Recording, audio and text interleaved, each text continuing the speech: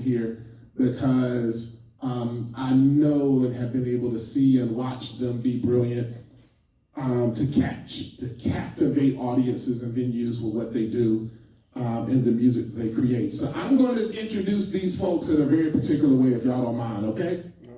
Because I could read bios and all that good stuff, but you know, I'm not going to do that. All right? I'm going to introduce each one of them, and y'all get to pick which seat you want to sit in.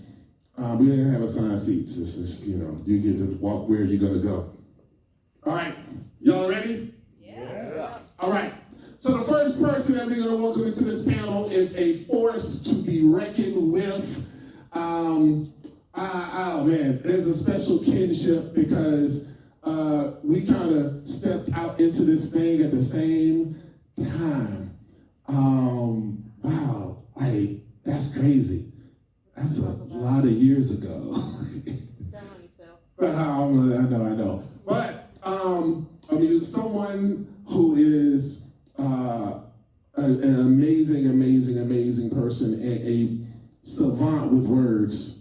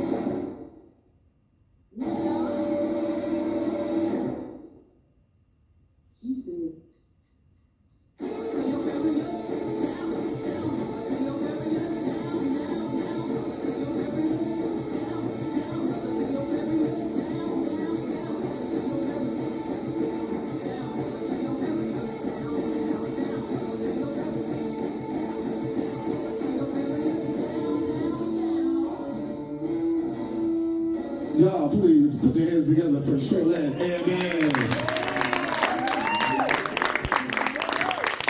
I was trying to play Cornucopia, but the library Wi-Fi wouldn't let me be great. That's one of my favorites, but I couldn't pull that off.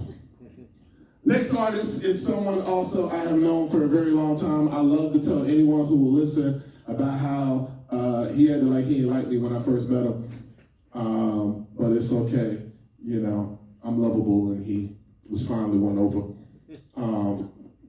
We've been able to share stages for a very long time, and yeah. It's like P-O-E-T-R-Y is poetry. It's like P-O-E-T-R-Y is poetry. It's like P-O-E-T-R-Y is poetry. P-O-E-T-R-Y is poetry. P-O-E-T-R-Y is poetry. Poetry is life. That's P-O-E-T-R-Y is poetry. P-O-E-T-R-Y is poetry. P-O-E-T-R-Y is poetry. Poetry is life. And life is poetry. P-O-E-T-R-Y is poetry. P-O-E-T-R-Y is poetry. P-O-E-T-R-Y is poetry. Poetry is life. And life is poetry. This came before hip-hop. This is magic trick crops. Don't stop working. This thing sings the souls. From life after death. Weakness go. And influence.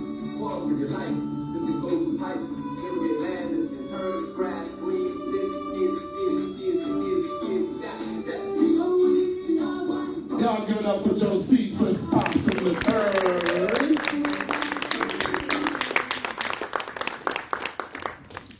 And I'm gonna move right on. Otherwise, I'm gonna just start being a fanboy and gushing. So I'm gonna try to keep it together. But it is an honor to have this next person with us because of just how much of an inspiration, how much of a light, and how much just overall just, oh my goodness. All right, that's this.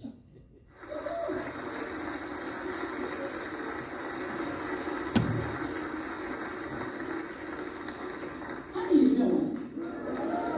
How is everybody? I can't tell you how happy I am to be right here right now. When I left home, I had 16 inches of snow. I don't live that far from here. We kept driving and driving, and it got to be less and less snow. I said, I'm going to heaven. All right. I'm glad you feel. How about you all have your own jazz festival? I love that. You're so good at it.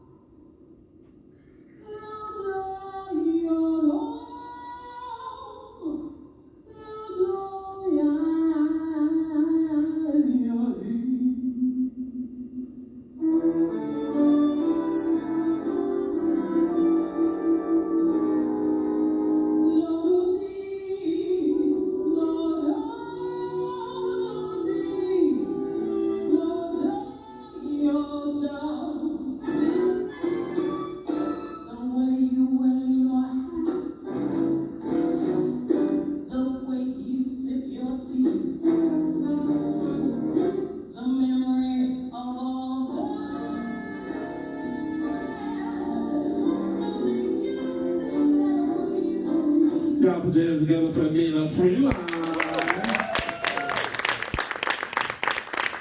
I promise y'all,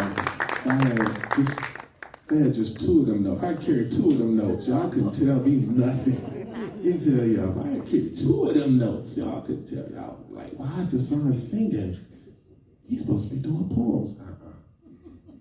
See, y'all get all two of these notes. All right. This is my panel, y'all. Isn't it an amazing panel that we get to hear from today?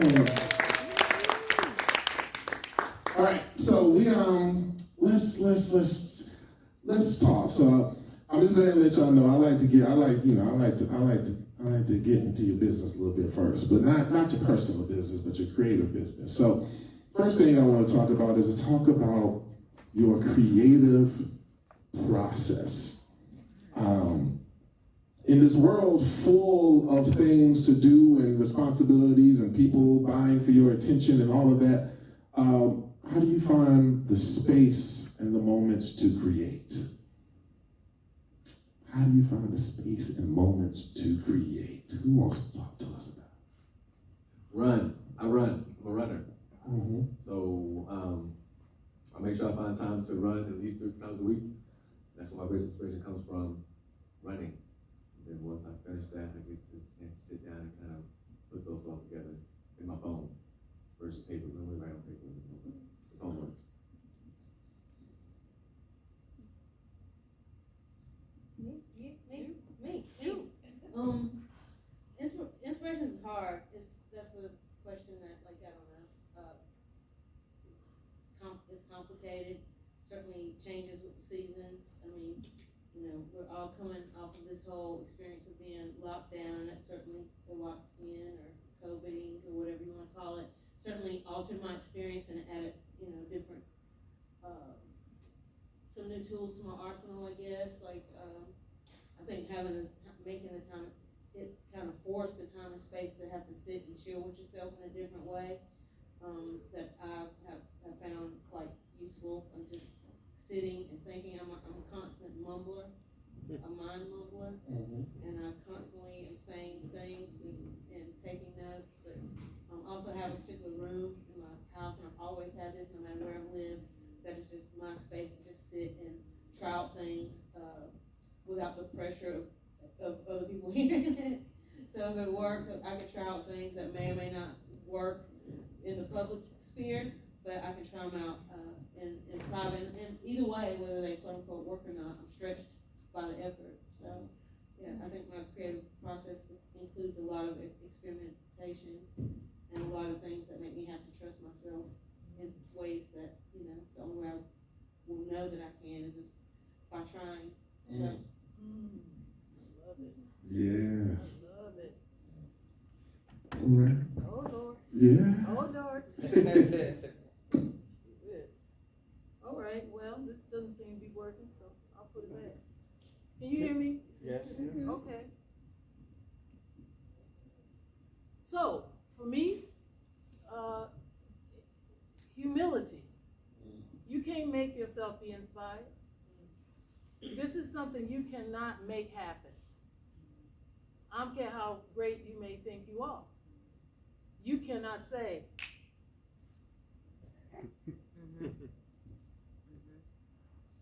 showing up is my way. Being in consistent presence with the possibility of maybe getting a little slice of the divine. And humble enough to know that it ain't you doing it. That's my, and this COVID time, the passing of my husband, the passing of my sister has brought me, and people get confused about what humble means. Humility means of the earth.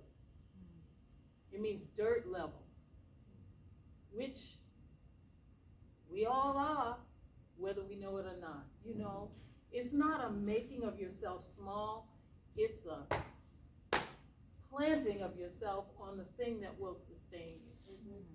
And so, for me, that's what it is. Just stretching out, you know, stretching out and being open to a possibility.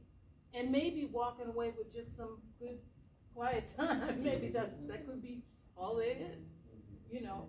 But being grateful for even that, for the capacity building, you know. So every day that would mean something different. A rainy day may bring something that a sunny day and a walk at the Duke cross-country course may bring. But just showing up for your art. Okay. I love it. That's a great way to start off. So then, in that, what does it mean? What does it mean to you to be able to share these thoughts and ideas with others? Because it's a wonderful opportunity, but what does it mean? You know, we know what it looks like, but what does it mean to you to have the opportunity to share these words, these thoughts, these ideas with others?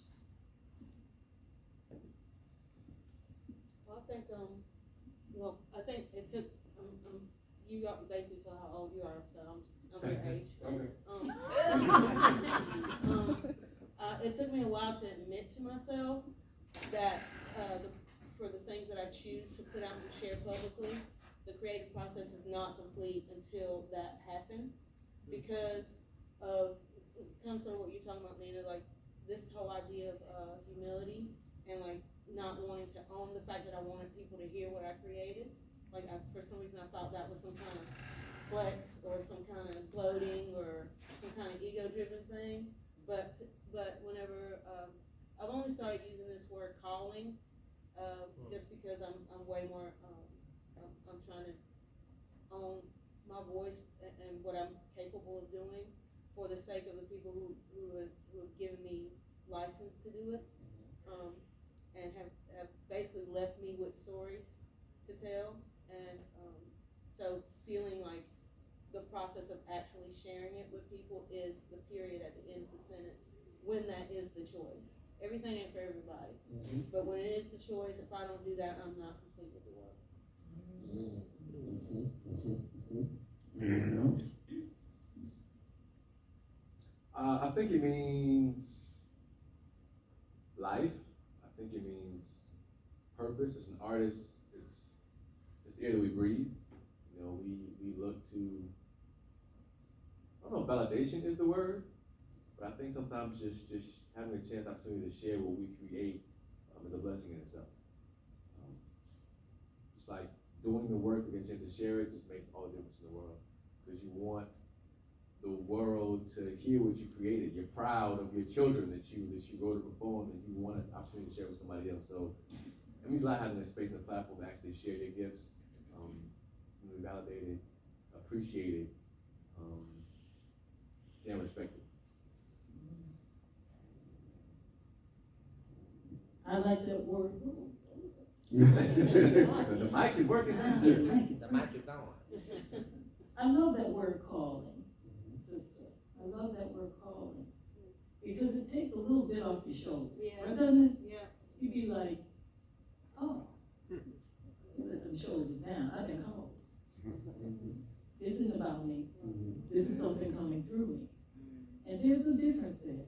I also believe that there is a fine line between your creation and the placing of that creation on that auction block for consumption. If you concern yourself too much with how's it gonna sell, how they gonna like it can block your creative process. So I try to take my grandmother's advice and say, what other people thinking about you is none of your business. Up to a certain point, right? If you get too embroiled in that, it stymies you, right? Because you're thinking with that other side of your brain, not the creative part. There's no denying the delicious feeling of people responding to your work in a positive way. I'm not saying that that's like not yummy. It is. But if it doesn't happen and that stops you,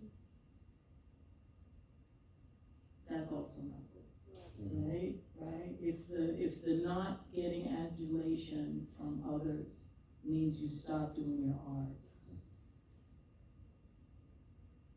that's not good. Have you ever had anything to sign where you just put it out there and people were like, man? Yes. Yes. Oh no. Say it ain't so. Oh my goodness. Oh my goodness. Yes. It's so funny. That particular experience is exactly why I am the artist that I am now.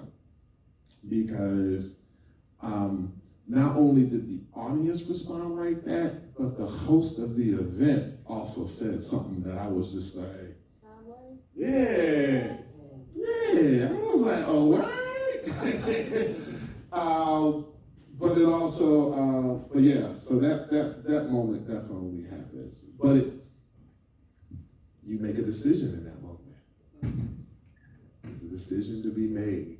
And I also know folks who have let those moments steer them away from the artist that they are. I will end this, so in the line of calling, because I know there's creatives and folks out here who may have had this experience, or if you haven't, you may find yourself having an experience, but there's two things I want to talk about because I'm pretty sure you've had this experience. The first is when you mentioned calling, I thought about that person who comes to you to tell you that they know that you have a calling on your life and on your art. You know, that person who comes to you to deliver that message. Do you remember that moment? There may have been multiple, but do you remember the moment where that person walked up to you to have that conversation, to deliver the message they had? Does anybody remember that moment? Where you were? My mama has 12 brothers and sisters total, and I write a lot about being from Eastern North Carolina, and I write a lot with this Toni Morrison concept in mind called rememory, where, you know, it's like an object and you assign a story to that object, whether it's quote unquote fact is true. There's something about that object that you can conjure some kind of relative memory that somebody in your family history could have probably most likely have experienced. And I wrote this poem called Census Man Cometh, and I remember sharing it at my Aunt Earlene's house with my Aunt Earlene in her trailer and a whole bunch of folks. I don't know, probably it's just some random family get together all the time. You're like, where did you get that from? Because it was just so like, oh, I thought that's my sister, but that's add something to the memory. But they were just flabbergasted at like just the ability to revisit a particular time. But I mean, I sat around listening to tell stories all the time, and I paid attention, even though I looked like I was being aloof and not, scratching my knees or whatever, whatever. But I was paying attention. So like, I feel like I constantly got that from my family unit, and that, and in their minds, I was getting the story right, and that matters more to me than a like or a dislike or being in rooms that are differently critical but have no actual relationship to the story you're trying to tell. All right. Yes. We'll come back to that too. All right. Anybody else remember where you were when you got that conversation? It's happened a few times, and I like the word purpose.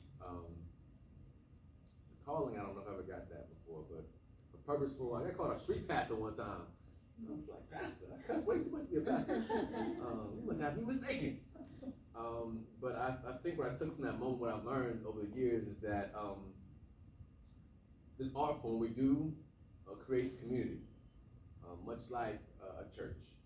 Have an open mic venue, people come in with their problems and their joyful moments and their birthdays and their love, and you get to kind of host and curate that space and make it a place that people get a chance to share who they are and why they are. And much like a church, we can have congregation time every week, every month at our events. And so I think that accepting that gift, accepting that calling and that purpose, change the way that you move through your life. Have somebody say that to you is one thing, but actually accepting it, moving forward with that notion is something completely different. I think once you're able to really accept it, it changes the way you move in this world.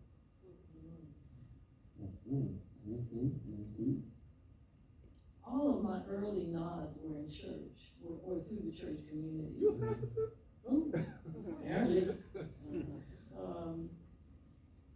Being a little girl, having a talent and a big voice, and being told by your elders that what you sang moved their spirit was huge.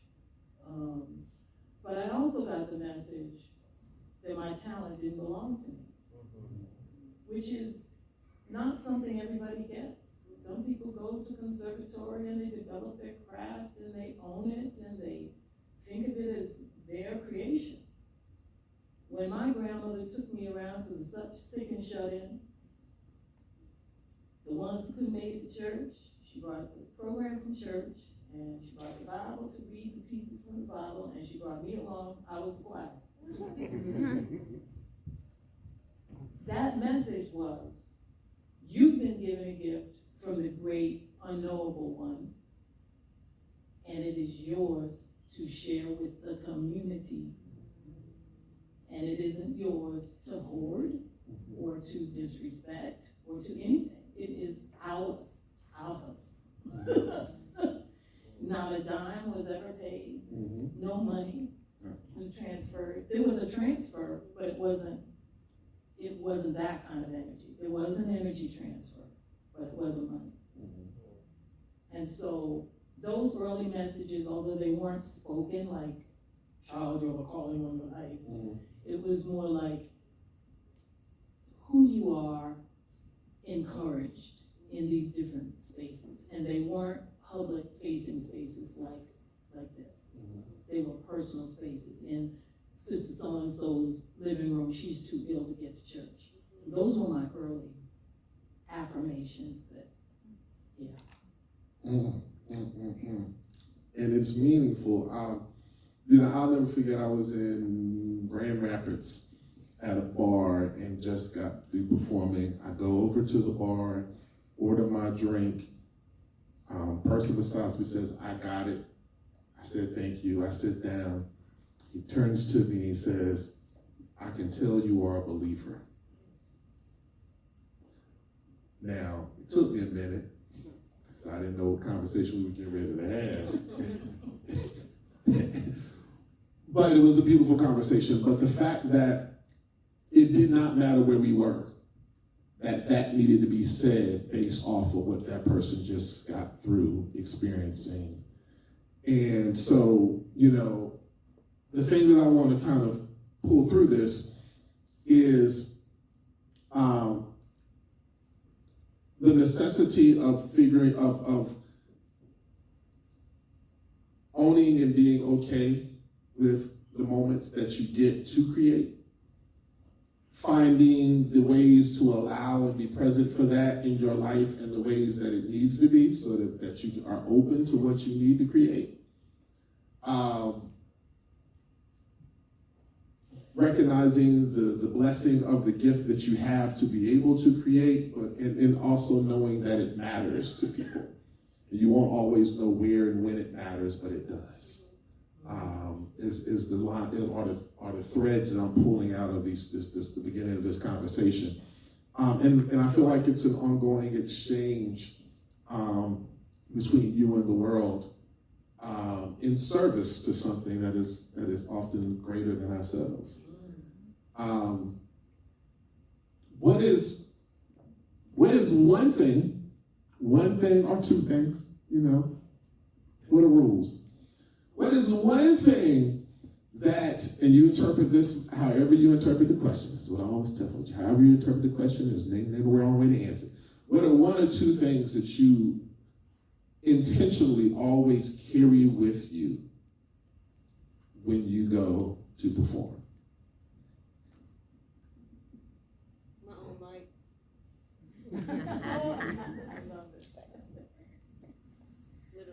Literally. Yeah, I got my own mic. Why? Well, honestly, it's not as like, you know, romantic as it sounds, or like, or metaphoric, or, you know, my mic, my own mic. I was playing with this rock band at this shitty rock club with these mics that, you know, I'm watching white boys devour in advance of me. It's like, who was singing, who's also sang, like, we're on stage, he reaches down and he's setting up, you know, his kit, and he takes the mic off and puts his own mic on. And I just had a eureka moment. I'm like, why am I not, like, what? Like, this is probably one of the matters. This is worse than, like, you know, just passing the, you know, flask around. Yeah. So I started taking my own mic, and I think, you know, I used to think it was like a diva move, but I'm like, no, this is sanitary. Yes. Sanitation. I'm like, I don't know where y'all might be. Right, we have a whole new perspective on that after these last few years. Yeah, I take my mic everywhere. Man, I appreciate that. I'm gonna keep hold of that one. What else? What is one or two things you intentionally carry with you? I walk with my ancestors, different ones, because they be busy. And sometimes you need certain ones. You know that aunt that had the attitude? You walk into some space, you're like, oh, I need you. Yeah. You know, the one who walked upright into all kinds of situations, a little mischievous. Sometimes you need, you know, that wisdom that you just don't possess yourself, right? It ain't in you because you just haven't, but you know who does. So you walk with them. And recalling all of those who moved through life in such a way that they were victorious. You want that. And it packs so easily in a suitcase. You know, you don't have to worry about, I got to go to the bus. There's none of that. It's just, we have power we don't use, or we don't remember to use. And it is there available for us at all times, for no cost. All we need to do is say, come on. Because every room is not really waiting for you. Every room ain't glad to see you. Yeah. So sometimes you need a little hit for your heart. So that's how I roll. I know if it's intentional or not. Probably not. But I carry my nerves. Those things be helping out. I feel very nervous before a show. Not jittery, but I welcome that energy. It's necessary for me. It means I still care. It means this thing's still new and fresh in my spirit. And one thing I teach my students is to accept it, to pull it all in. And the trick to this thing is not, getting rid of the butterflies. You want to keep those. Right. But the true beauty is making them fly in formation. Ooh. You can do that. Yeah, I saw that. That's nice. It makes it all good. When you think of that nervous energy, energy can either be created or destroyed. It's there. What you said, it's there. You got to pull from it. You see mothers lift cars off babies and stuff like that. That's that nervous energy. That's that fear that they transform into power. And so it's there for us. And I welcome in that nervous energy because I use it to propel to the next level. Well, for me, I carry a fresh pear, for anybody who knows me. And there's a very intentional reason, though, that I don't talk about too often. There's two very specific reasons for me and my thing about sneakers. And in every performance, there's always a different pair. There's two things. One, to move through this world this size, and black, the one thing that I can always control was what was on my feet. My feet never grew to a size that it was difficult for me to find shoes in the store when I could not regularly go into a store and buy most other things, especially not in a working class family.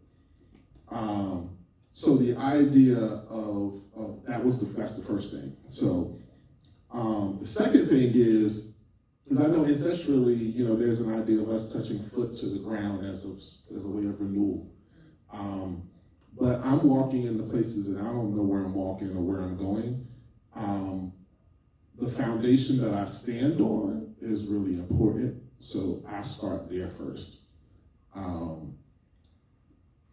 If it was up to me, I'd never be doing what I'm doing, because I never intended to. I was a shy kid, and the ability to be able to ground myself in something that affirms me makes me be able to do this, and it always started with my feet. So that and a backpack are two things you're not going to see me without. That's about the era too, I guess. Yeah. That's it. You're not going to see me. I've tried fancy shoulder bags. They don't work. Just don't feel right. And in that, talking about traditions, the other thing is I don't write in journals. People keep buying them for me. I just give them away. If I'm going to write, it has to be a composition book and it has to have a sticker. It's not ready for me to write in unless I put a sticker on it. I will not write in any bound journal, ever. It makes me sick to my stomach. So I ask you, are there quirks? Are there little quirks, the things you need to eat, the thing, talk to us about the quirks, the unique, distinctive, creative quirks that you have. What are the superstitions, things that those folks out there don't know about you. They wonder what you're doing when you are somewhere in the back room, in the green room, but talk to us about it. Who wants to tell us?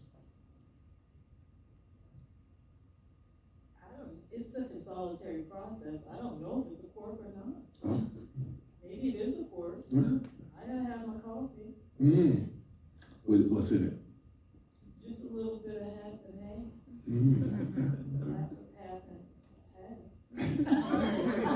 Okay. It's my 1 cup, so once I only do 1 cup, so I have to make it work. Decaf? No decaf. What is that? What? My 1 cup of the day and early. Before the day starts to be something. Before before I look at my phone, before I answer emails, before I let the world intrude, I carve out that little space for me in writing. And sometimes nothing comes through but this coffee good. And nothing but a cool breeze blowing between my ears. Mm-hmm. Other times I look up and it's 11:30 and I have not stopped. But the trick is not allowing the other things that seem to be so important to respond to cloud that space. That's my gift to me. So that's, is that a quirk? Is that a quirk? It's not a quirk. Okay, good. But it works because it is a distinct thing that you gave us so And much if insight. something wakes me up at night, Mhm. I am obedient. Mhm. If I have a dream, if I have a thought, I've tried sleepyhead, I'll remember it when I wake up, and I never, ever do. So now if a thought comes through at an inopportune time, 3 a.m., 2:30, I actually turn on the light and let it flow, sing it into my phone, or write it on a piece of paper with a pen. And sometimes I'll wake up later, and after I've gone back to sleep, and I'm not sure I really even understand what it is, but at least I was obedient Mhm. to because you think you remember and you don't always remember. Definitely. Other? During, are you saying pre-performance, during like the process of creating, like writing, or? Either. I get wild hairs, and I try to honor them now. Sometimes I'm up till 2 writing, and if it feels good, I'll just keep at it. And married life is conducive to this, but if I'm on one, I'll just listen to that thing all night, like literally just put it on and sleep with it. And particularly if somebody sends me like music or to write to, that's just, I love that. But I'm sure I'm not really sleeping. It's just kind of a euphoric space that, it's just a really sweet place to be able to sit in. It feels really insulated, and it's just me and those sounds. But early on, like when I used to play, like back in the day, I would always listen to Michelle and Bagello's "Free My Heart" and "Call My Mama" before I went on stage. I don't care what people were doing around me. I would do that before every show. I don't do it now. I miss it actually. Now that I say it out loud, but it was a huge part of my ritual because I'd be and then it would just help me like, kind of center myself. Joe? Earlier I said running. I'm a runner. So movement in my life seems very important. Mm-hmm. I get my best ideas and concepts when I'm moving. And so a quirk, it's not safe, but I write when I'm driving. Okay. It's problematic. My dad bought me this little thing that says no texting while you're driving. I'm like, that I'm writing, I'm not texting, it's different. My person bought me a recorder one time. And they were like, use the recorder, like hit the button and say what you need to say into the microphone. It didn't work. I need to be able to see what I'm writing, you know what I'm saying, and read the line over to see what goes next. You can't say a word and then have to provide it. It just wasn't my process. It was Like on this, or are you doing this? I've done both. Okay. I've done both. I have a phone now, so I'm good with my thumbs. But back in the day before we had, phones, I did have a notebook that I wrote in while driving. I'm very good at driving with my knee. It's probably not getting very safe. I wouldn't suggest it. But yeah, it's a thing that I do. I run a lot when I'm driving, especially long distances. I just kind of zone out and I'm able to really, get into a zone and write. It's one of my best stuff. I think like everybody else said, at the middle of the night when I get an idea or concept, I get up and write it down. And I'm looking at like fragments. Like I think that I'm writing like 5 different poems.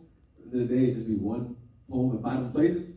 And I go find and put them together. It's like a puzzle. And I'm like, oh shit, this is nice. So yeah, those are my things. Oh, gummy bears. I love gummy bears. So gummy bears are really inspiring. Gotta have them before a show. The comments expressed by Josephus about writing while driving are the express written comments of Josephus and is not supported by the Durham Arts Council or the Durham County Main Library or the Dasan Ahanu, the 2023 Piedmont Laureate. Get that disclaimer. Shit, nobody leaves out of here with that one.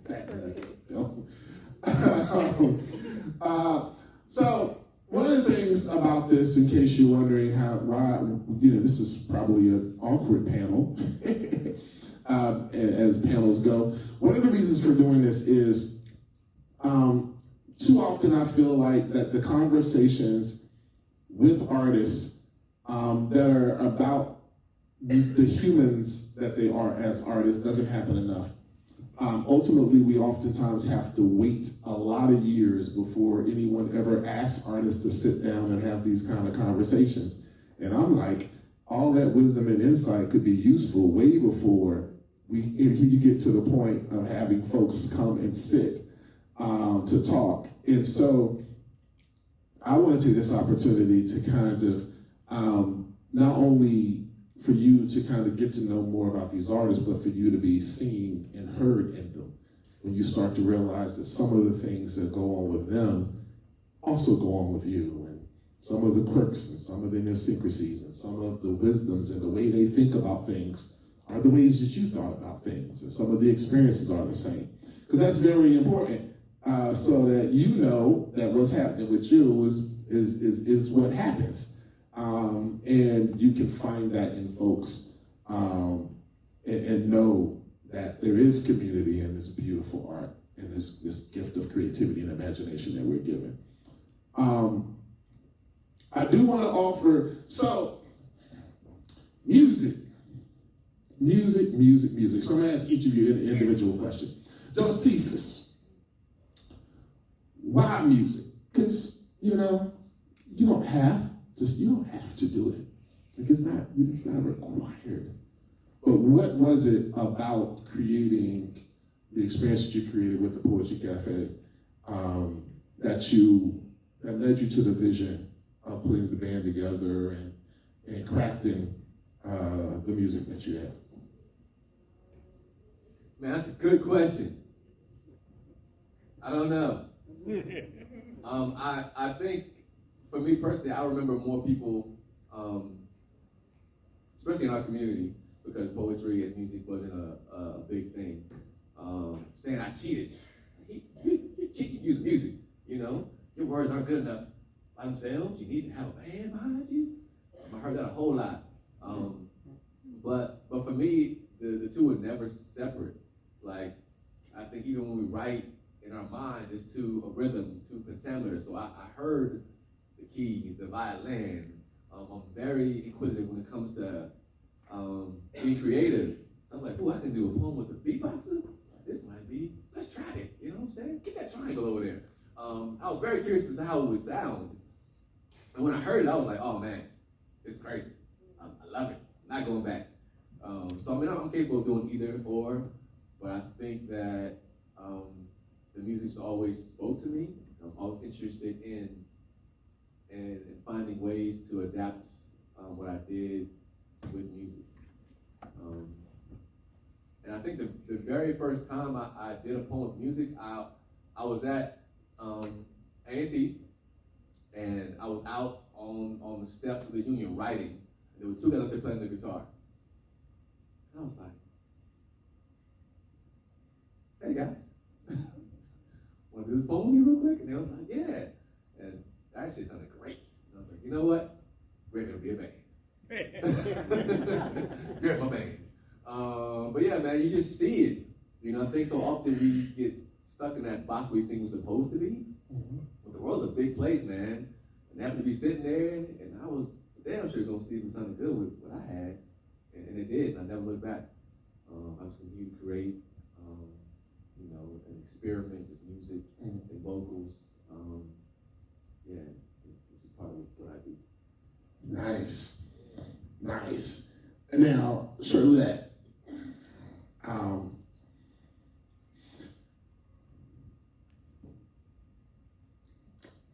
I think specific, is it Twilight for Gladys Bentley? Yep.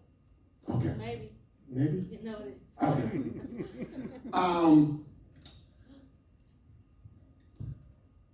What I want to talk to you about is about intentional storytelling. And you've been a storyteller the entire time that I've known you. But the decision to tell a particular story and to lift up a part of our history that not too many people understood. Like what led you as an artist and with your music to make that decision to put together and put out that project? Two things kind of happened simultaneously. Mm-hmm. One thing was this relationship I was building with Nikki Finney, and Nikki told me to write thematically. Like it helps you like to organize your thoughts. So I was like in a place of practice to try to write something thematic, and also I was lost. I was like I was playing music and doing a lot of hip hop stuff, but didn't feel like my music was necessarily hip hop. I didn't feel I was grabbing my crotch and stuff and like just posturing like a dude a lot comfortably, but also because I'm an inquisitive mind, I'm like, why am I doing that? Is this just a default because I don't feel like a Foxy Brown or Lil Kim? Like why is this particular posture, these particular gestures? Why are these gestures the gestures I'm choosing to show my prowess, and who out there is like me? And then I would make these quote unquote hip hop like all I need type joints where I was always looking for my Mary J. And never, because I wanted to be able to have a counterpart that was queer and it wasn't awkward, or where we had this energy and both of us like were able to live in that, experiencing that energy. And I was like, where are the examples of that? And then this book, The Greatest Taboo, collection of queer, it said homosexual, that's how old the book is, but stories, essays by different writers. And in this book, there was an essay about Gladys Bentley. And it changed my life, literally changed my, it's the adage that everybody says about seeing yourself reflected, blah, blah, blah, it shit is real. And so I wrote this whole record, like, not thinking not like, what if I am Gladys Bentley, but what if Gladys Bentley existed today? What would she look like in the hip hop sphere? And so I wrote a whole record with that in mind. And it gave me, and it wasn't quote unquote easy to write, but like having a theme like that where I got to be immersed in this personality and got to dig deep and like pull up these archival things about Gladys Bentley that I don't know felt like hadn't been touched in a long time, made the project feel like it was for me to do. And I still adore. I still look back on that process like kind of like chasing a dragon. I really, really enjoyed that process of making that record. Yes, it's a great record. If you haven't heard it, you need to. Nina, I just would like for you to tell us about some of the family tree, the musical family tree that you feel that you are on the branch of. Who are some of the artists that you that you look to, that you love and continue to go back to and listen to? Tell us a little bit about some of those folks for you. Well, artists come to you with different gifts, I think. Nina Simone made an imprint on my life when I was young. I saw her in performance several times, and she just represented something different than Lena Horne, something different than Ella Fitzgerald, something bold, something totally herself, something beautifully black, something outrageous.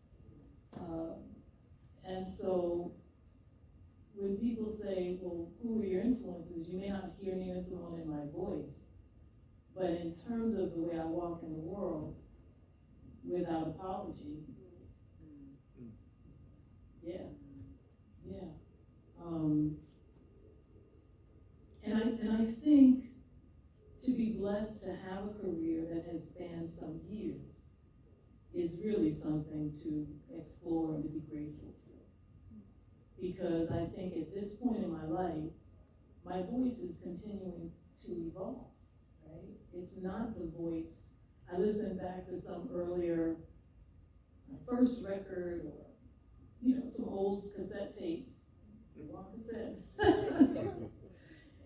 And the voice has evolved. My podcast, which I'm a reluctant podcaster. I didn't say, oh, I'm going to be a podcast. I didn't even really know exactly what it was. So during COVID, during that isolating time, during that time of deep introspection, I began talking into my voice memo. And grief has this thing of cracking you open, and all this stuff comes rushing out. Sometimes it's anger, and sometimes it's righteous anger. Sometimes it's frustration. It can be a lot of different emotions. For me, it was story. It was just pouring through me. And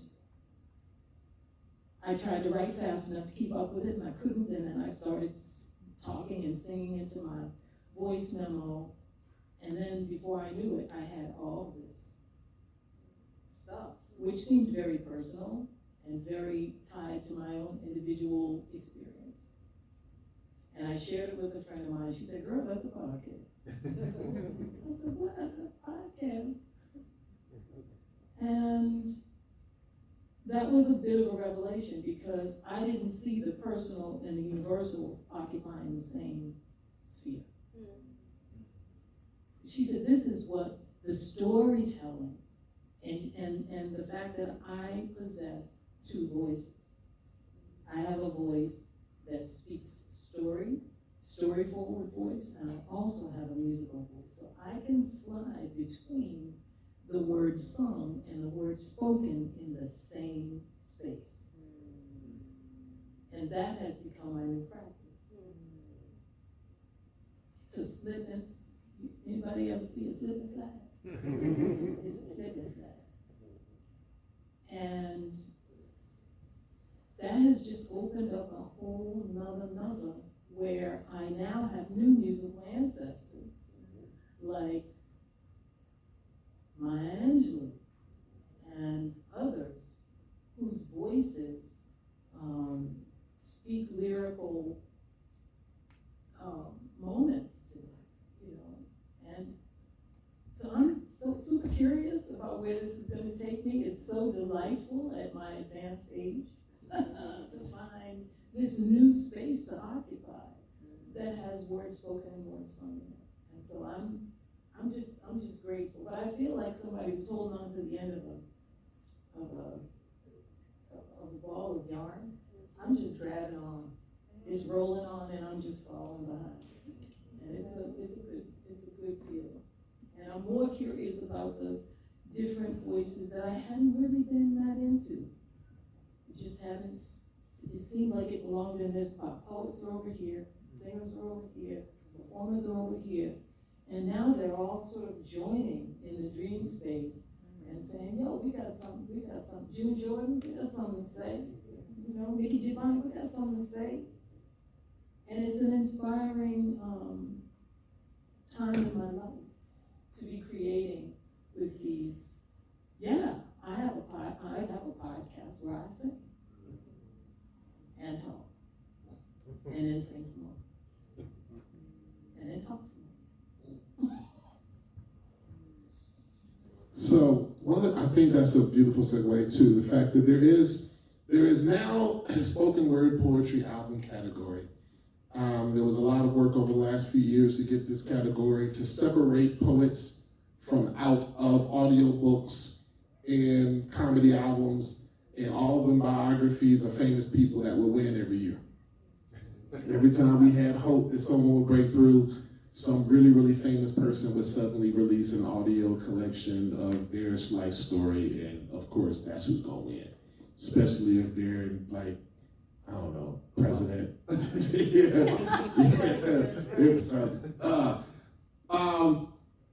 We watched over these last couple of years, Sekou Andrews was able to get nominated for the first time since Maya, partnering with an orchestra.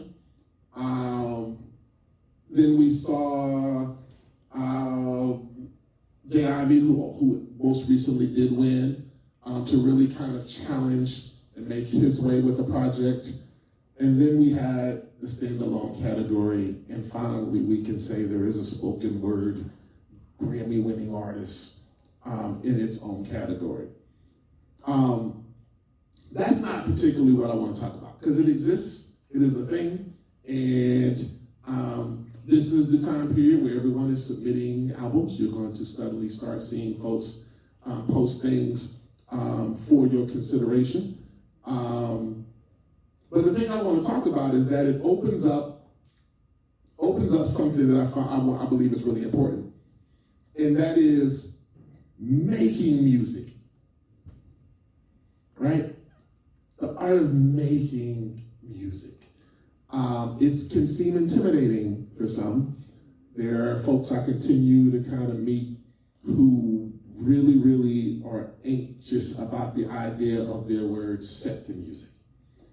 And so I would be remiss if I did not take this opportunity to have a moment to offer some thoughts, some insights, some tips, some wisdom about what it is to give yourself over to that process, that musical process, whether it's the writing or recording or performing of that music, or particularly the writing and recording, for anyone who may find themselves wanting to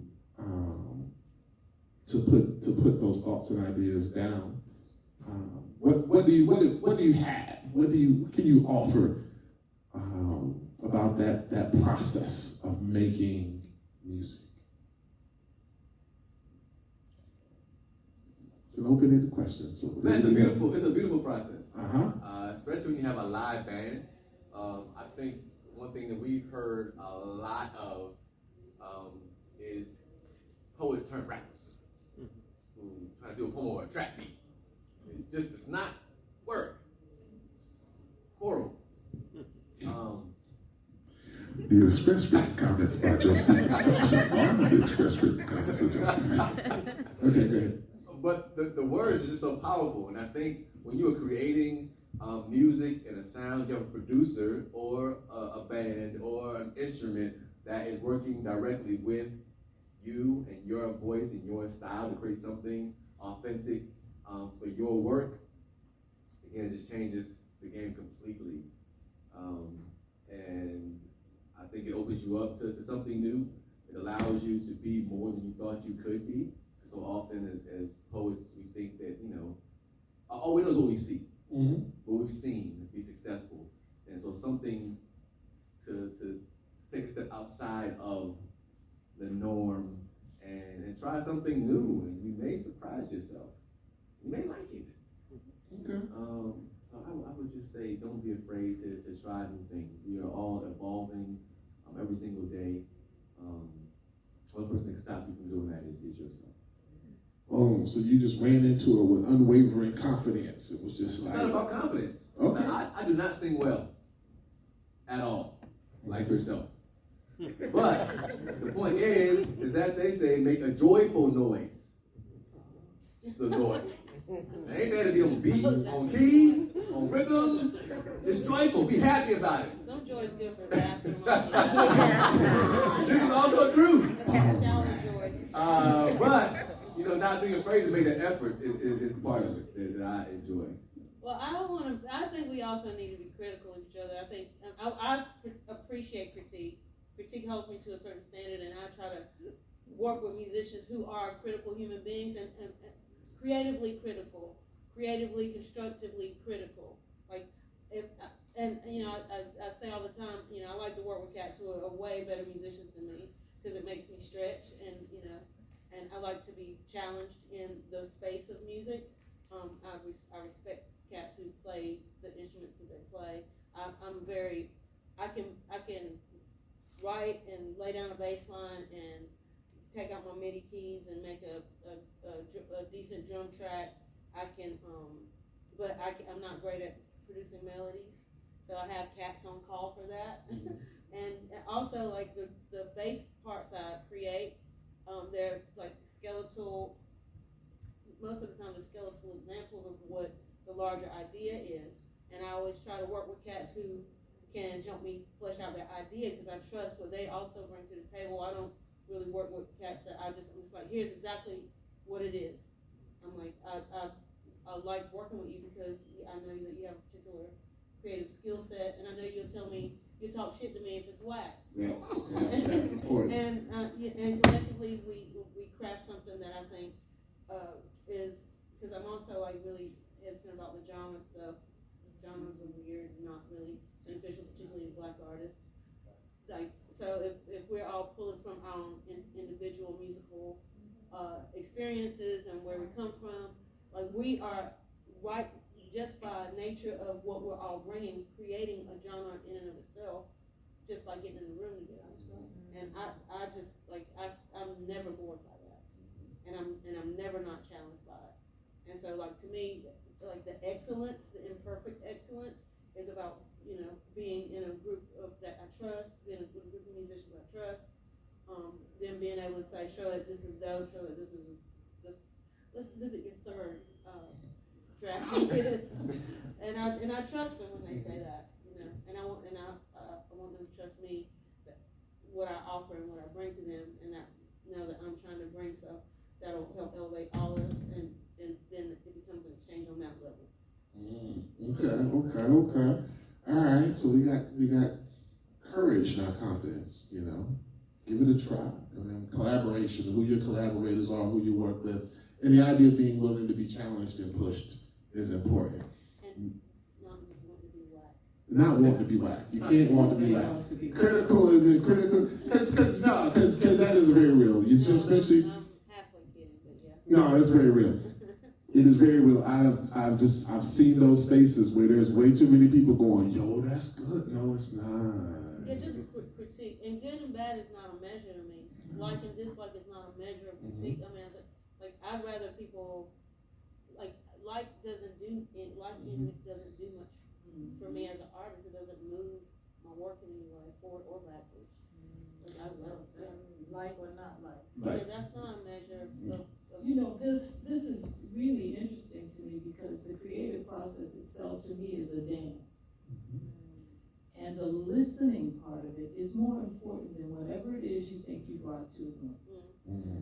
So with your ears wide and your heart wide, you're putting your art in a bowl, the poet, the musicians, and you're mixing it up. You're tossing a salad. You know, and it's a messy process. And not everything you toss is gonna fly.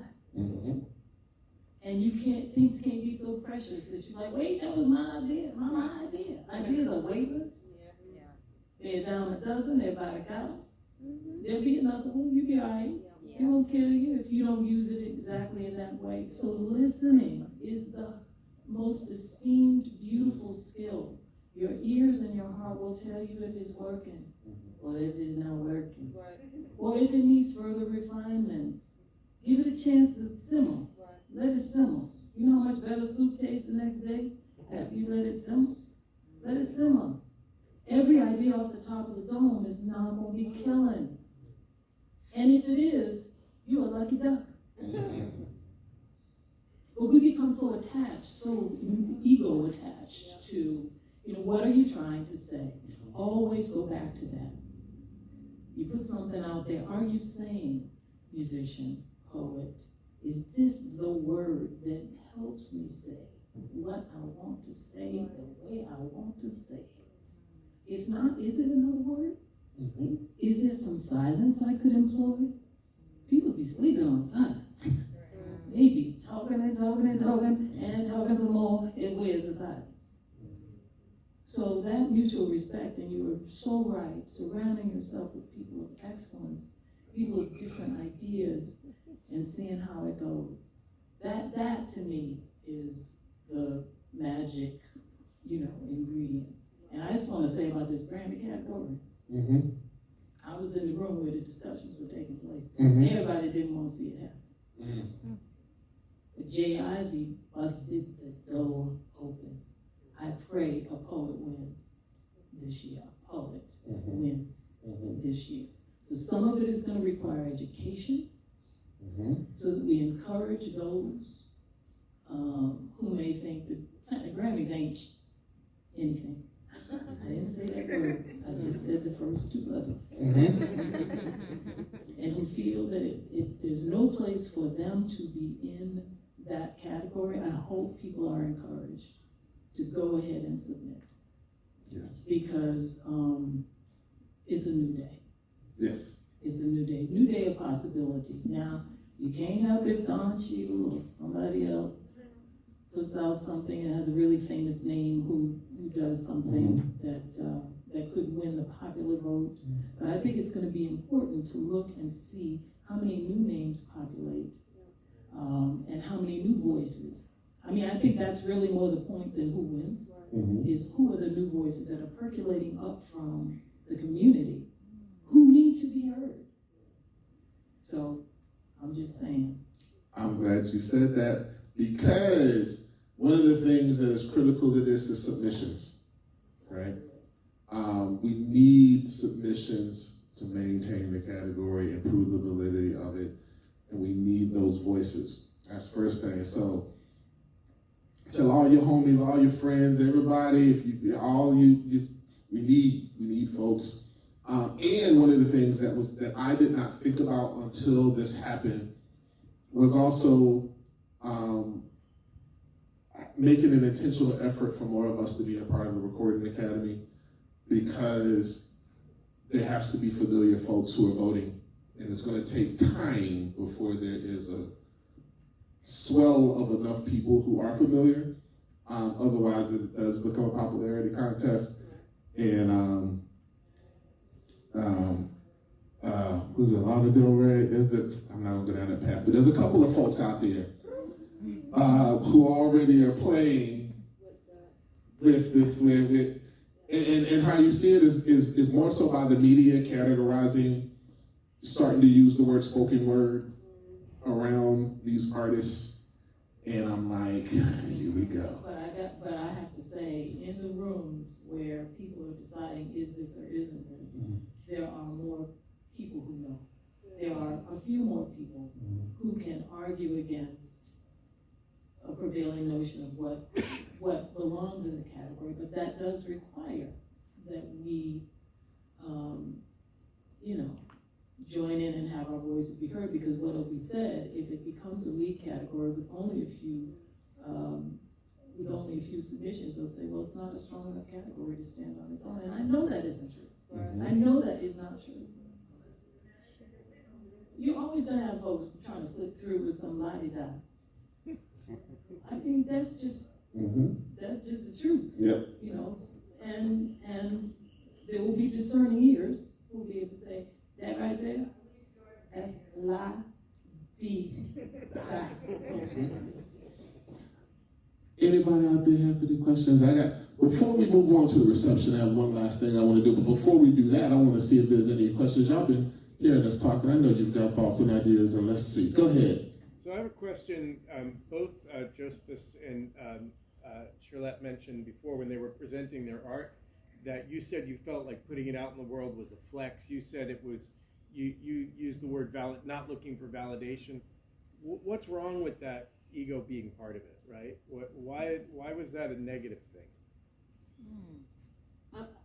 For me, I just wasn't saying that necessarily it was a negative. It just wasn't the way I didn't perceive putting work out as part of my creative process as I was putting work out. And I felt like I was slighting myself. And then after doing some why do I feel that way? It felt to me like if without without like a clear understanding of why. Like, it could be ego driven in a way that ego is not necessarily serving the work, it's just serving me. And I think that there was just some like deeper conversations I need to have with myself in order first to accept that like part of the process is putting the work out, and then two, if it is a flex, then if it actually is a flex, then I should choose what part of it is the flex. It can't be just about me feeling some kind of like ego-driven success from just putting it out. I wanted a plan. I wanted to create bodies of work. The plan was to create. The plan was to look behind myself and see my books on the shelf. My plan was not necessarily, it didn't extend beyond that to how do people get it. And without that part, it just was like a flex. For me, I said not for validation because for me it's more like breathing. So I think part of the process is creating it and then sharing it. Like the sharing it part brings me joy. Before, I know if you like it or not, right? Just the sharing a part of myself is what completes the circle for me, right? So what happens after I release it, it's none of my business. You know what I'm saying? My job is to put it out. What's inside of me, and so it's a blessing, you know. People appreciate it and like it, but that's not what I did it for. You know, it was part of what was within me, and you get congested when it's in there. But getting it out, you know, makes room for new spaces inside of you. So that's more important for me as an artist. It's like, oh, because we're creating all the time, so to hold it all to ourselves is unhealthy. You know, but when you release it, it does something for your spirit, especially if that's what brings you joy. You know, and then all the other stuff happens, and you know, whatever that does for you. Like Charlotte said earlier, you know, the like or not like doesn't help us. It's better when you say, I really appreciated the way that made me feel, right? Or I like the part we talked about. What's the sister's name that you were talking about earlier? Yeah. Gladys Bentley. Like, I didn't know about that. I went and read it. Changed my life too. You know what I'm saying? That helps us. Now we know that those type of stories are gonna move an audience. Right. But that was a dope poem. Doesn't do a lot. You know, there's so much more in conversation with the person than their name. You remember that feeling that gave you on the stage. That's what we also need as artists, as people. You know, we want to connect. And I think our artistry is the way that we connect with the world. And that's the most important thing. I love that. That the like or don't like doesn't move you. It's such a flimsy ground to plant yourself on. Because everybody ain't always gonna like you. So if that's what you build in your household, that's a house of straw. Right. Because when you get to the thickest part of your work, that may be the very part people like, I don't get it. Why don't you do like what you used to do? I like your early work better. Right. No. That's terrible, right? Now you feel like you gotta go on and repeat yourself. So yes, I won't deny getting claps, but don't get fooled by the lights. They cometh and they goeth. Like you here, be grateful that we have an art form that allows us to be seen in ways that if we did not have it, we would be invisible in ways. I want you to see this deep part of me. When I sing, you see some stuff that maybe I don't even intend for you to see. But maybe it's reflected in your own spirit. That's that human thing. That's that mystery. That's that thing we can't quantify. And that's not found in the lights. Okay. I got you.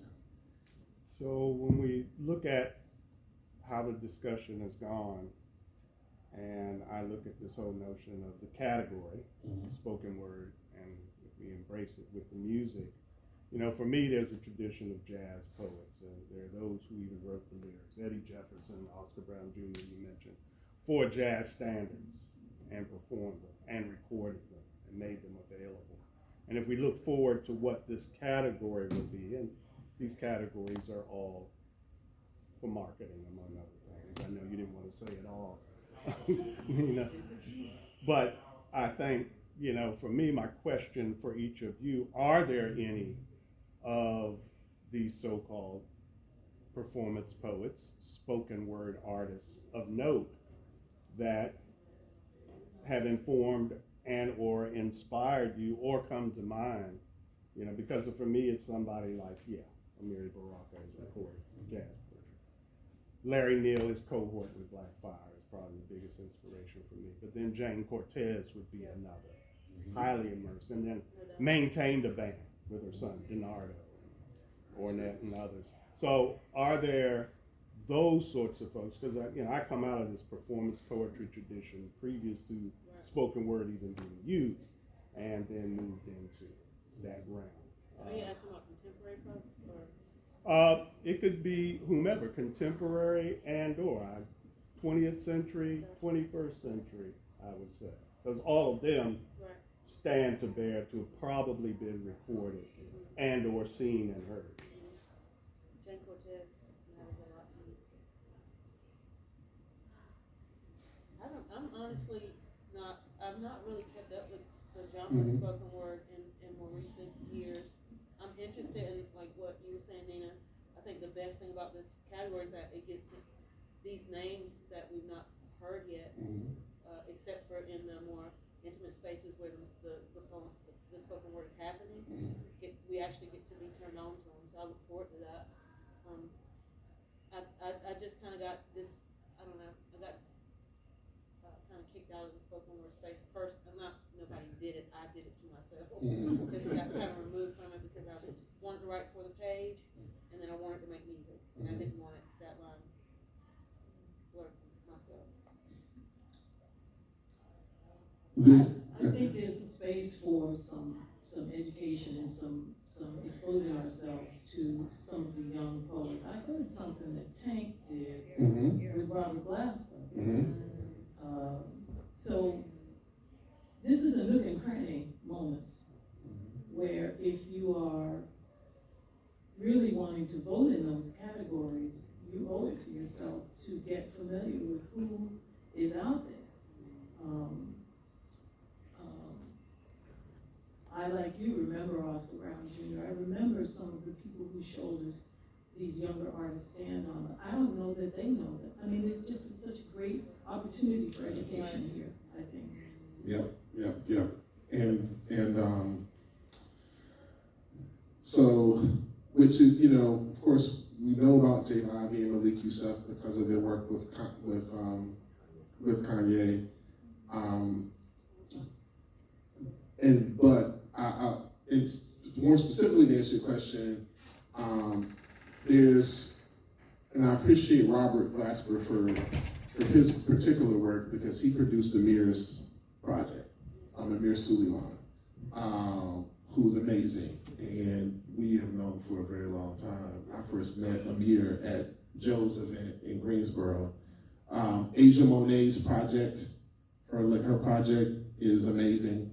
I hope that it gets the consideration that it deserves.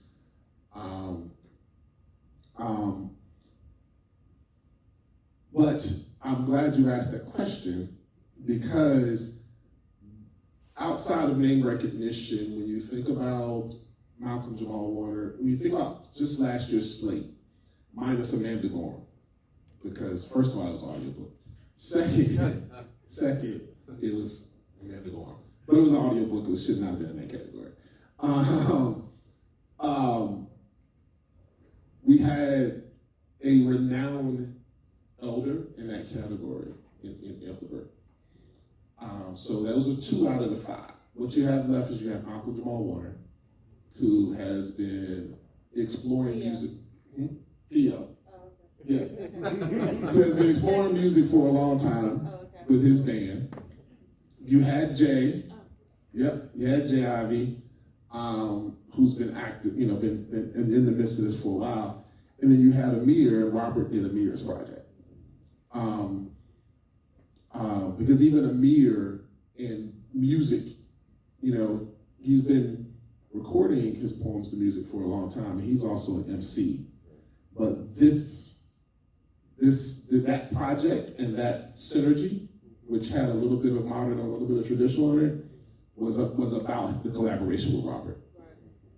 And so I bring all this to say that I feel like collectively we are still not there. We're still in a search for what this means musically.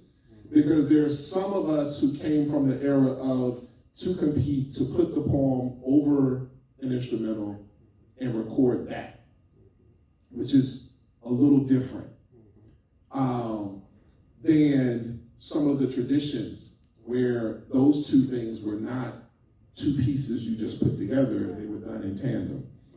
Or they were done More intentional, yeah.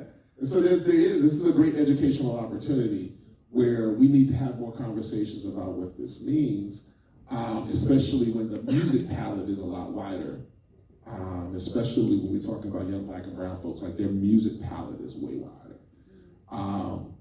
To the point of where we're now having classically trained folks who are experimenting genre-wise while moving their way through studying their craft. Like, the genre bending is at an all-time high amongst young folks, but there's still a lot to learn. So I wish I could rattle off 10 folks. I can. I mean, I can, not 10 poets. 10 poets that we can attest to them musically. We can rattle off the poets who I know have submissions, but everyone is searching for what that means musically. And I think there's I feel like folks who are growing up in certain geographic areas are in a better advantage because the tradition and the history is a little closer. For the rest of us, we gotta figure out what that looks like. It's a great question. Before you finish that, I Yes, just go have one ahead. thing. So Yeah. what I'm interested in is seeing where it goes, right? Because this is a spoken word category, right? Always talking about music. Like, can the category exist without music? Like, because we do slams all the time. There are 12 dope poets hitting the stage with is no slam and music. spoken word synonymous? Yes, definitely. And I mean, you don't think they're synonymous? I So don't there's no either. spoken word Yeah, in I slam think- poetry?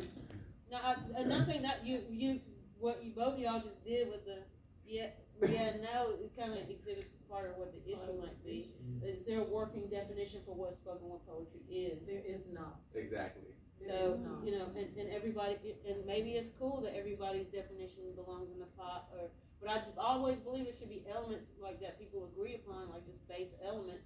When you're talking about defining a genre and giving this institution power to say who wins and who's good and who's whatever, which is annoying. That's a whole nother conversation. That is, it really Does is a whole spoken word nother have to have music? conversation. But like, if we're not operating with the same, even just the same base definition, Right. then I don't really understand, like, what comes first, the chicken or the egg, Does the Grammy come before the definition? It has. That's a good point. I mean, it has, but Because should we're all it? confused. Should it?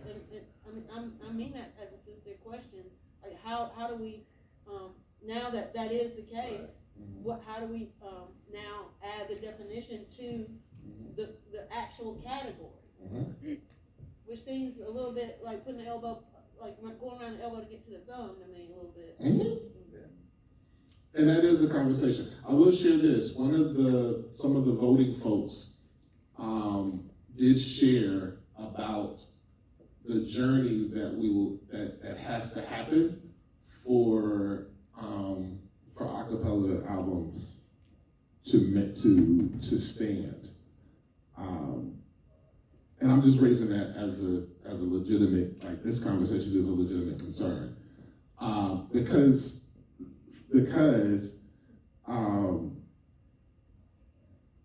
yeah. But that was a conversation amongst voters about weighing the pieces with music to the acapella. Now, there's a lot to be said about whether that is about the advantage of the music or whether that is the lack in the recording. The what? What did you say? The advantage of the music or the lack in the recording. It's like, how does the the acapella, how does how without music, how does it sound? Okay, all right, so we deep in the weeds now. We are deep in the weeds. So I just want to say that the conversation fell down along fault lines of race and emerging facility in certain spheres where Black folks, which came up out of the community, and folks be like, I don't understand it, I don't get it. How is Amanda Gorman not the same as, those were the kinds of conversations. Well, how come they can't all be together? Because they're not all the same. Right. Because it's a different, hip hop is 50 years old, people. Come on, we have evolved. Music is a river, it moves. And the Grammys are I'm just saying, it's the Recording Academy. And so they're looking for some music. I'm not saying that they they're not the arbiters. They don't know. They're the last to know. They're the last to know. So it's incumbent on us to say, this one, not that one, but this one coming on up, and encouraging these young voices, these new voices, and making sure that they have platforms to continue to grow and develop. Some people have developed already under the radar, and they are shining out. Other people will come to the table with some half-baked something, throw it out there with some killer music, and have the potential to get to pull a nomination. Because of their name and because the music has captured us in a way that we've forgotten what the words are. So you want someone who can listen with who understand double entendre, who understand the said and the unsaid, and the seen and the unseen, and all that stuff that is African American vernacular. You can say some stuff in certain spheres, and don't everybody get it. But the ones who get it are like, that's it. Nail on all of the heads. And that's what was flying over the head of some folk in the conversation. I'm just Look saying. forward to 10 years from now having this conversation to see how the category has self-defined by being a category before there's a definition. I know you've been waiting. I'm sorry. Yes. Well, hello. I think my curiosity is around how one goes about creating spaces in which artists feel good, in which you want to be there, you feel comfortable. And so my question is, if you could share with us a space, a stage, a time in which you felt really good. You felt as though I am performing exactly where I should be.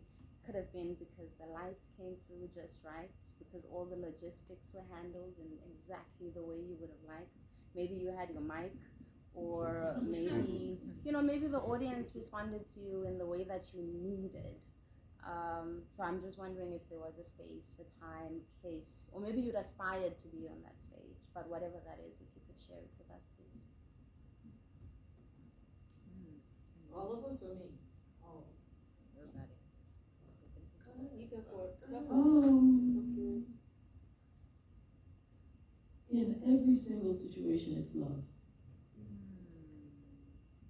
No matter whether it's a class of second graders or an esteemed concert hall, it's always love. You get 24 hours in any given day. If you're lucky, you get 75 minutes on stage. So everything that leads up to that lets you know that there's love. Whether the people who are working there are leading with love. Whether you're being treated, your whole self, all of you. When you step into the spotlight, that's gravy.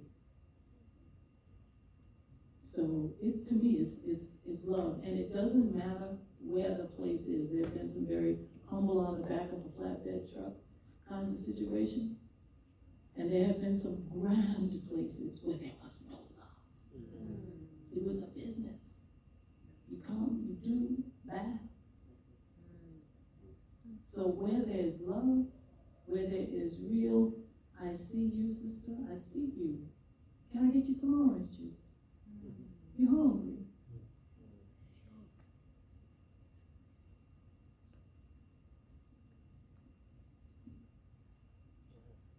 Yeah, I would have to agree. I was gonna say a host initially, because I think the host makes you feel acceptance. But I think when you boil it all down, is that what she said? Because it doesn't matter who it comes from. It could be the crowd could have given you nothing if you're off the stage. It could be one person in the audience comes to you after that show and says what you did for their life or how you made them feel, and that automatically brings you back to where you're supposed to be. And that's the love.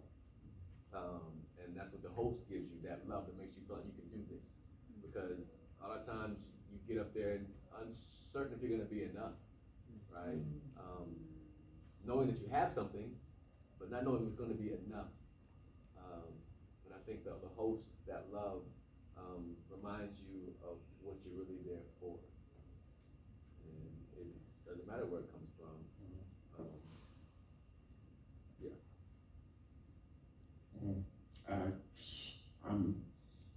I'm in complete agreement. I think what you said about the spotlight is gravy. Yeah, that's the easiest part of it, is being in it, because once you're in it, you're in it. You know, everything before and after, and yeah, that's my greatest frustrations are always not on stage in any show I've ever had. Never is it on stage. It is always something that happens before or after or the week before, depending on what kind of email I get. Your money? Yeah, kind of email I get. You know what I mean? Like even the email ahead of the, like, can make you go one way or the other. Like, oh, I can't wait. You know what? I can't wait to talk to you when I get there. Or, hell, what am I walking into? You know what I'm saying? Or the phone. Oh man, yeah, it's so. Yeah. Oh, man. All right, we got. I think I saw two hands. And yes.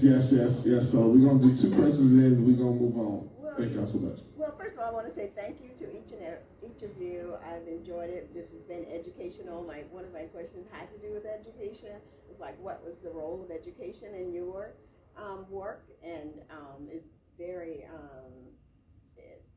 it provided a lot of information in your discussions around what is, defined as a slam and various things. In any case, so I'm satisfied for that, and that's something I'll continue to look at. But I also wanted to know what has been the role of, and I know social media is, everybody has to do it to some extent, but can you make any comment about the role of social media? Like, does everybody have to have a Facebook page? Does everybody have to have a Instagram? Does everybody have to, what is a like do or die you must, and if you could just put it in that form. For social media? Well, I mean to say just like Facebook and Instagrams and all the different I don't things. care nothing about none of it. Oh, thank you. It doesn't mean you shouldn't care anything No, I know, about it. right? I don't care nothing about it. Because it is a necessary thing that if you can afford to pay somebody to do it, that would be my suggestion, because it gives me a headache. And I don't want to care. I don't want to care.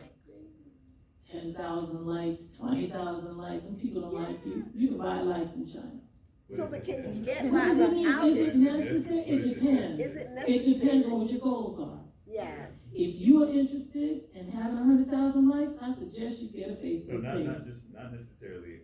Okay, I understand the concept. Not to piggyback off of your question. But, No, so, feel free. okay, so you've heard of the concept audience capture, correct? Mm-hmm. All right, so social media is pretty much just a representation of audience capture with likes and clicks and so on and so on. It's safe to assume that you guys could create in the comfort of your own homes, in the comfort of your own studios, and so on, and have your little quirks and all those different things, and never have to worry about another person buying your stuff or, you know, capturing an audience. But in order to pay your bills, in order to do the things that you need to do in order to navigate this world, you have to, in a certain degree, care about what people think about the thing that you're creating. That's safe to Well, assume? I think that, but does Instagram, social media artists automatically translate to some kind of income as an artist? No, I don't think not so. social media necessarily. I would think that all platforms, whether it was the recording academy, social media, whatever it is, wouldn't you want to utilize every single one of those tools in order to, you know what I mean? Yeah, Well, absolutely. I think it's generational too, though. I'm sorry, I'm a live performer. If you find out about me, you came to my show. You probably didn't find out about me on Facebook first. Maybe you did, but it's because my little young friend posted it. So, you know what I mean? But I do think it's generational. And I think we put faith in things that maybe it wouldn't hurt maybe to have those things. Use all the tools available to you that you think, but don't expect those tools to be the answer. Right. I'm a live performer, so you're gonna see me out in the street. And if you like me, I hope you tell somebody else that I was good. And that word of mouth is most of what fuels my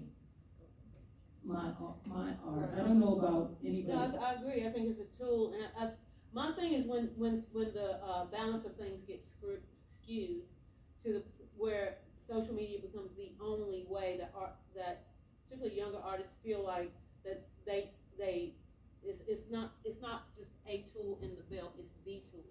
And I think that's when folks get hella disappointed when and also that's when you don't create necessarily for longevity, because to me social media is meant to create fly-by-night momentary things that then you forget about 5 minutes later because there's another thing that takes its place.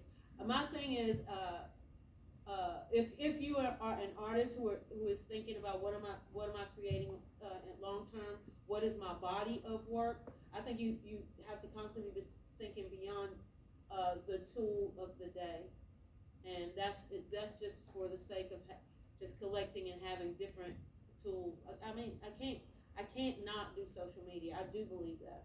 I can choose how often I do it, and choose what I say, I can choose what's important to say, I can choose like how I interact with it, and I can also always choose that the work I do in real time, real space is the work. That's the work. So that's my 2 cents. But I think it's a constant struggle, it's a constant conversation. Like as soon as I get pissed at it, I'm posting some shit the next day. And it don't make no sense at all. I mean, hella contradictory. But I mean, if I got a show tomorrow, I know like if I post it here, people are gonna see it. Who wouldn't see it if I just went the old school route and hung a flower on a light pole? You know?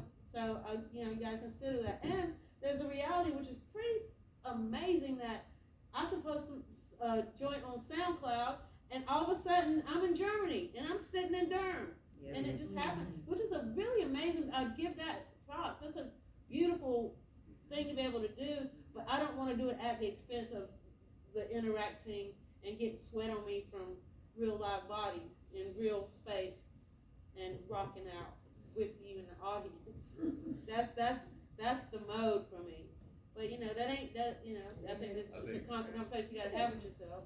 I think there has to be a balance between understanding how viable it is with social media and how easy it is, like you said, to connect in so many different places, to be so many different places at one time, but also not forgetting to be present where you are and what you're doing. It seems like it's really easy to let that balance get lost on you if you're not very proactive about it. And recognizing that moments are important.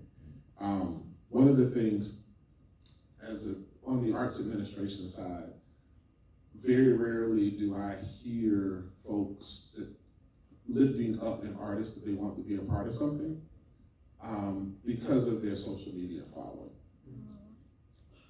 More than likely, through one of the platforms, whether it was social media, SoundCloud, a show or something, someone heard about or someone was introduced to, and that stuck for them to be lifted up, to be recommended. The conversation about following doesn't happen until they're booked, and then the marketing team gets involved and wants to know about how to build a campaign. Then the conversation about what their social media numbers are they willing to utilize it to help promote the show comes up. But on the art, in terms of the folks making a decision about the bill, that doesn't really come up. And so I say that to say it's not that it wasn't useful, but what it did was not about the following. It was the fact that there was a person who was on it who got introduced to the artistry. The artistry stuck with them. They never think about how many followers or how much or how many views on a video until the conversation moves down. In my experience, in most of the meetings about booking folks, which I feel like then it also leads to a session, what are you doing with the platform? Right? Like if what really can matter is what the person leaves away from it with, then what are you doing with it that leaves an impression that will then, because word of mouth still drives most of the things in our society. It's just where did the conversation start?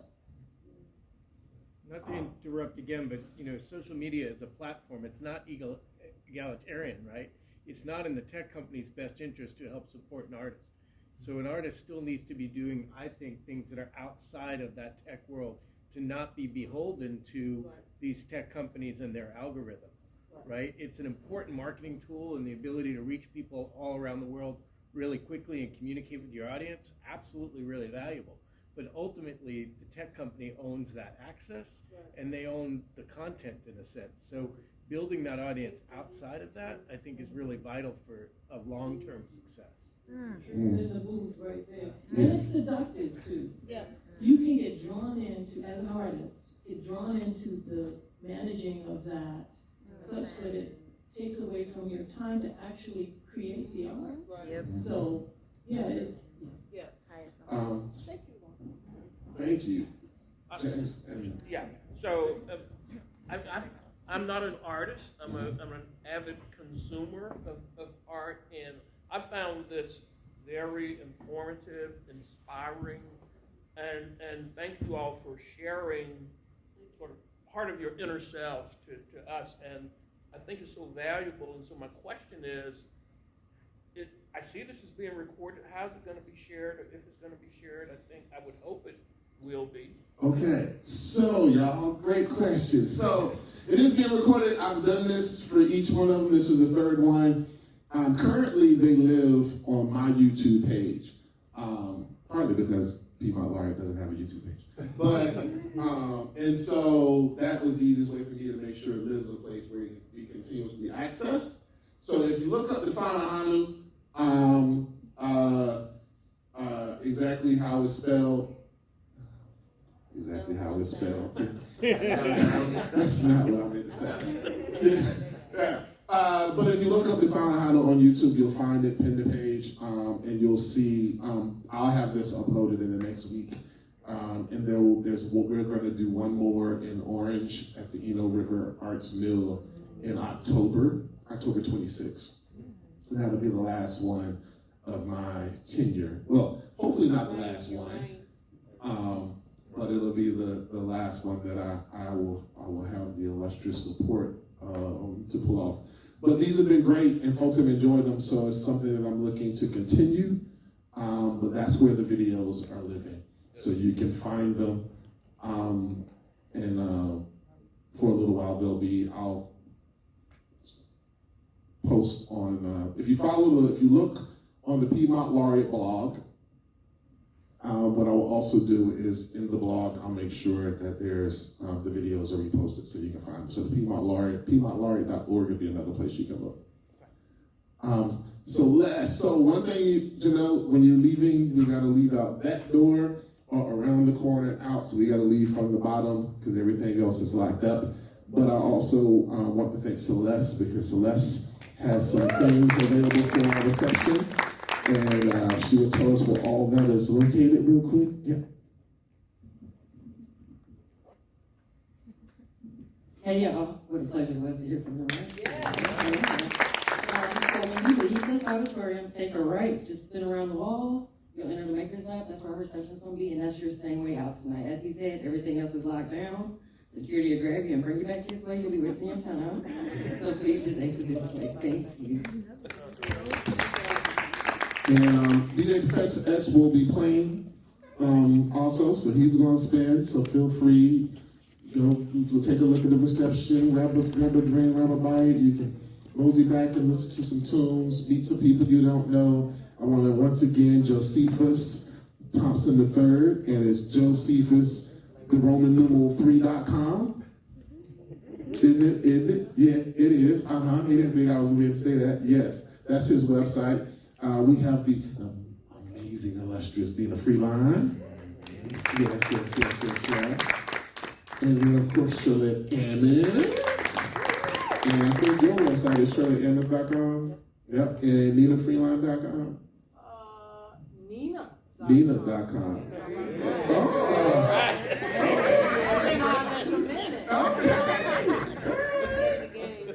That's what I'm talking about. That's OG right there. All right, so thank y'all so much. We appreciate you. I appreciate you.